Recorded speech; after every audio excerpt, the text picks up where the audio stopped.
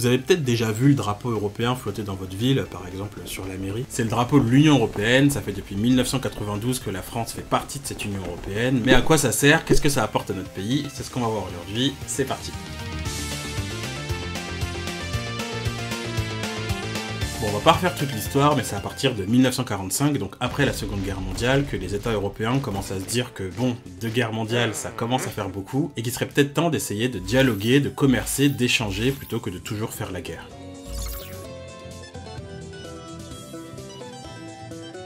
Bref, 6 États européens s'unissent en 1951, ils créent la CECA, une union qui valorise les échanges de charbon et d'acier. Et puis en 1957, la CECA devient la CEE. Désormais, il n'y a plus aucune taxe aux frontières, quel que soit le produit que vous échangez, ce qu'on appelle un marché commun. Et enfin, en 1992, les États européens transforment la CEE en Union européenne. Il faut savoir qu'à l'origine, on est 12 pays dans l'Union européenne, mais aujourd'hui on est 27. En fait, l'Union européenne peut s'élargir, s'agrandir ou rétrécir. Et oui, on était encore 28 membres en 2016, on va voir tout à l'heure pourquoi l'Union européenne a perdu un membre récemment.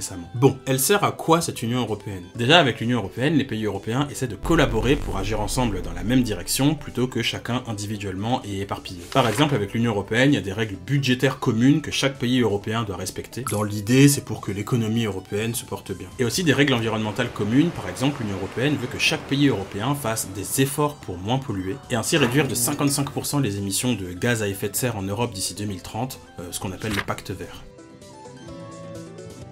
Mais vu que ces règles sont communes à tous les pays européens, elles sont en quelque sorte au-dessus des lois de chaque pays. Et donc elles peuvent être perçues comme contraignant la liberté d'action de chaque pays, ce qui ne plaît pas à certaines personnes, on en reparlera tout à l'heure. Ensuite, l'Union européenne crée une identité commune entre pays européens, elle met par exemple en place un drapeau européen, un hymne européen et même une devise européenne. Troisièmement, l'Union européenne, elle a toujours cet objectif de privilégier la paix entre pays européens. Et on peut considérer que ça marche parce que depuis qu'il y a les unions entre États européens, donc depuis 1951, il n'y a plus aucune guerre entre États membres du projet européen. Et enfin, l'Union européenne également a toujours cet objectif de développer les échanges entre États européens. Bon, déjà dans l'Union européenne, il n'y a aucune taxe aux frontières entre chaque pays pour favoriser les échanges, mais ça, il y avait déjà ça avec la CEE. Mais tu vois, avec l'Union européenne, tu peux aussi passer d'un pays à l'autre librement, genre en marchant ou en voiture, sans contrôle à la frontière, ce qu'on appelle l'espace Schengen. Toujours pour développer les échanges, l'Union européenne crée aussi l'euro en 2002, une monnaie commune à beaucoup de pays européens. Et ça t'évite de changer de monnaie à chaque fois que tu passes d'un pays à l'autre. Dis-toi que l'Union européenne, elle met même en place des régions communes entre plusieurs pays européens, ce qu'on appelle des régions transfrontalières ou encore des eurorégions. Et au brevet,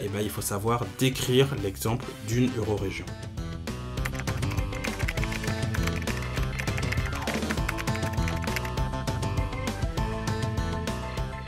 Tiens, regarde, ça c'est le port de Jarry en Guadeloupe, donc en France d'outre-mer. Tu vois, en 2016, l'Union européenne finance en partie l'agrandissement de ce port, ce qui permet à la Guadeloupe de faire plus d'échanges et de développer son économie. En fait, l'Union européenne, son dernier rôle, c'est de donner de l'argent aux régions européennes en difficulté, comme par exemple la France d'outre-mer ou encore l'Europe de l'Est. Argent qui sert à financer des aménagements dans ces régions, c'est-à-dire des actions pour développer ces territoires, comme par exemple l'agrandissement du port de Jarry en 2016. Et ça s'appelle la politique régionale de cohésion.